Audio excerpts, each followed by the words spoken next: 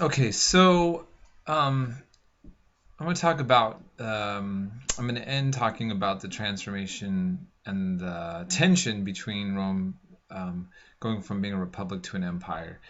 I want to apologize. You might have wanted to hear more about Mark Antony and Cleopatra, maybe. But go ahead and just read it in your book. If there's any parts that I skipped, um, you know, again, I always say, hit me up and I'll give you more details if you'd like. All right, so I'm ending though on talking about the imperial legacy now that Rome left behind. I mean, this map I think really illustrates it well. That you have starting from Italy all the way to basically this huge chunk of land being ruled and controlled by Rome. The British Isles.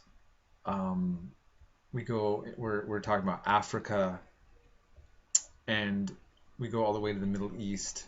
Remember all these old Hellenistic kingdoms, Egypt, and so they became huge, one of the world's largest empires, and sustained it for a very long time, which is really quite impressive. But notice this, I want to draw attention to you on 166. It says, let's see,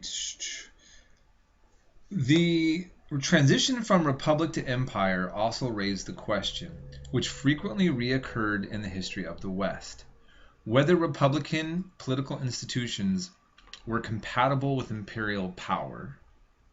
The history of Athens and Rome suggests that they were not. And in the chapter it talked about the tensions that came with expanding and the rise of military power and what that did to the republic. So I want to ask you if that is an accurate statement. It's debatable, by the way, of course, but if the history of Athens and Rome suggests that republican political institutions are not compatible with imperial power, I think this is fair. Now, I'm being a little bit political here, but I want to be provocative more than to push you in a certain direction.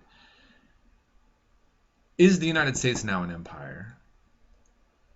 And are we an imperial power? We are called so by many, many different nations.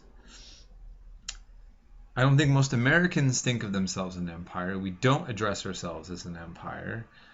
I believe I read an essay once in political science class years ago where Richard Nixon said that we're not an empire. But what do you think? We don't have colonies the way that the British did or the French, but we have a very large presence in the world. We have over 700, maybe 800 bases in the world. And just to give you an idea of a perspective, just to kind of put us where we're at, thinking about the legacy of Rome and where we're at now, I just went on the internet and I just kind of typed in U.S. military bases, and I looked at what pictures would come up. And this one here, someone put, Russia wants war. Look how close they put their country to our military bases. Now, obviously, they're poking at the United States, but that is accurate. Those bases are all around Russia. So, and again, I'm not even saying that we shouldn't. I'm not going into that debate.